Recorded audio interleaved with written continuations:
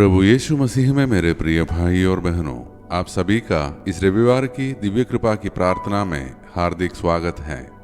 आज हम प्रभु के सामने एक बार फिर कृतज्ञ हृदय लेकर आए हैं, क्योंकि वह परमेश्वर जो कल, आज और सदा एक समान है, आज भी हमारे जीवनों में जीवित है, कार्यरत है और हमें अपनी दया से भरना चाहता है। कई बार हम अपने जीवन की परिस्थितियों से थक जाते हैं और सोचते हैं, क्या मेरी प्रार्थना सुनी जा रही है? लेकिन आज का वचन हमें यह सिखाता है कि प्रार्थना केवल मांगने का कार्य नहीं, बल्कि विश्वास और धैर्य का अभ्यास है। इसलिए आज हम प्रभु के चरणों में अपने संपूर्ण मन, आत्मा और शरीर को समर्पित करते हुए कहें, हे प्रभु, मुझे तेरे वचन के अनुसार विश्वास में दृढ़ और प्रार्थना में स्थिर बना। आज की इस प्रार्थना के माध्यम से हम अपने लिए, अपने परिवार, बच्चों, मित्रों और सबके लिए प्रभु की आशीष मांगेंगे। आज हम उन सब के लिए विशेष रूप से प्रार्थना करेंगे जो अपने परिवार से दूर है, जो बीमार है, जो बेरोजगार है और जो अपने जीवन में संघर्षों से गुजर रहे हैं। प्रभु का प्रेम, शांति और संरक्षण हम सब पर बना रहे। आइए हम आज की प्रार्थना प्रभु यीशु के पवित्र लहू द्वारा संरक्षण की प्रार्थना से शुरू करें। हे प्रभु यीशु, मैं तेरे असीम प्रेम में विश्वास करते हुए तेरा पवित्र लहू लेता हूँ और अपने सिर से पांव तक विलेपन करता हूँ। मैं अपने जीवन के लिए तेरे पवित्र लहू द्वारा, तेरे पवित्र क्रूस द्वारा, तेरे पवित्र वचन द्वारा संपूर्ण संरक्षण की मांग करता हूँ। हे प्रभु यीशु, मुझे आज हर पाप, बुराई, प्रलोभन, शैतान के हमले, अंधकार, कष्ट, डर, रोग, महामारी, संदेह, क्रोध, पित्ती और जो कुछ तेरे राज्य के विरुद्ध है, उन सबसे सुरक्षित रख। आमीन। प्रिय भाई और बहनों, आज का हमारा मनन का वचन संत लूकस का सुसमाचार से लिया गया है, अध्याय 18, पद संख्या 1 से 8। आइए हम इसमें से एक वचन को ध्यानपूर्वक सुने।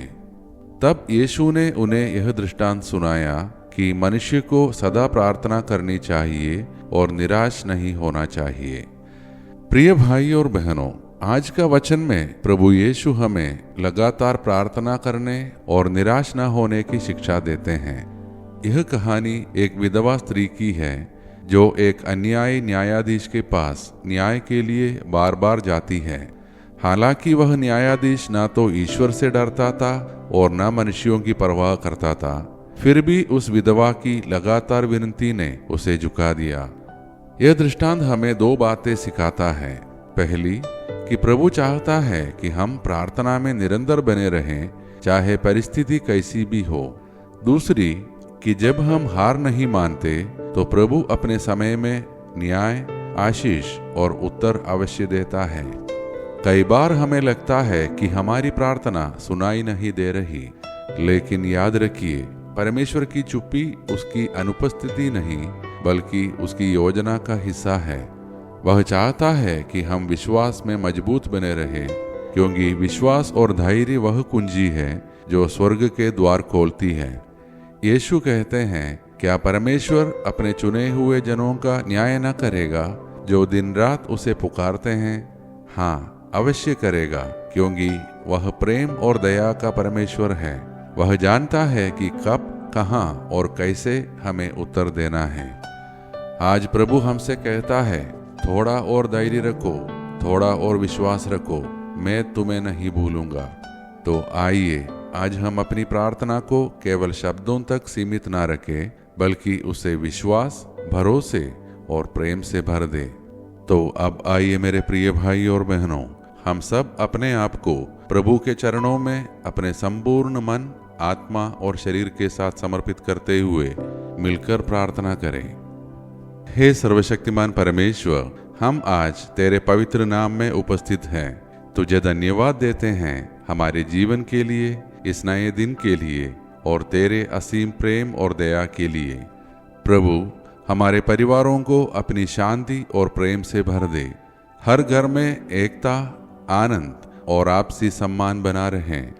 हमारे बच्चों को आशीष दे, विशेषकर जो घर से दूर पढ़ाई, नौकरी या अन्य कारणों से रहते हैं। तेरे दूत उनके चारों ओर डेरा डाले और उनकी रक्षा करें। आज हम उन लोगों के लिए भी प्रार्थना करते हैं जो बीमार है, परेशान हैं या दुख में हैं। तेरे नाम से उन्हें चंगाई और शांति मिले। जो बेरोजगार हैं उनके लिए नए अवसर खोल दे और उनके जीवन में आशा की किरण जला दे। जो आज जन्मदिन या विवाह वर्षगांठ मना रहे हैं उनके जीवन में नया आनंद, नई शक्ति और नई आशीषें भर दे। हमारे देश और विश्व के शासकों, अधिकारियों और नेताओं के लिए भी हम प्रार्थना करते हैं कि तू उन्हें बुद्धि और विवेक दे ताकि वे निस्वार्थ भाव से समाज, राष्ट्र और विश्व की सेवा कर सकें। प्रभु, हमें हर बुराई, पाप और अचानक मृत्यु से बचा और हमें अपनी पवित्र इच्छा में स्थिर रहने की कृपा दे। ये सारे प्रार्थनाएं और हमारे मन की अनकहे प्रार्थनाएं हम समर्पित करते हैं हमारे प्रभु यीशु मसीह के नाम पर, आमीन। शैतान को बांधने के लिए प्रार्थना।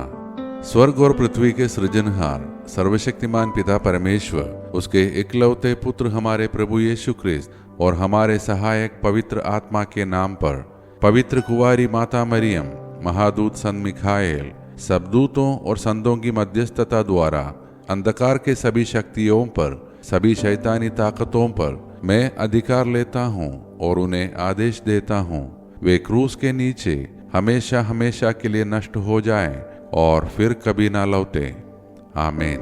प्रिय भाई और बहनों, हम सब परमेश्वर की संतान हैं। उसने हमें एक दूसरे के लिए प्रार्थना करने और प्रेम में बढ़ने के लिए बुलाया है।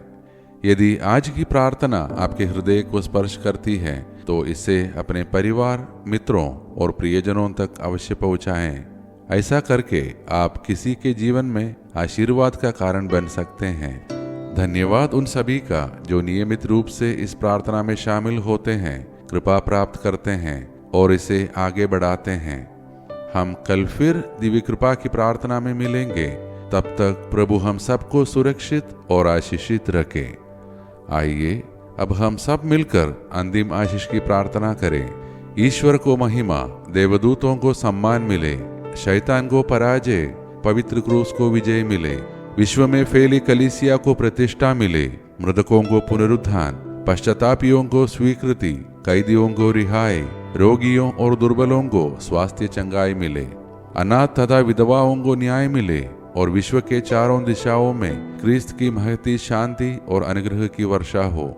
हम पर जो कि दुर्बल और पापी है, संपूर्ण विश्व पर उसकी सीमाओं तक हमारे प्रभु यीशु ख्रिस्त की अनुकंपा और करुणा उतरे और छाई रहे अब और अनंत काल तक, आमीन।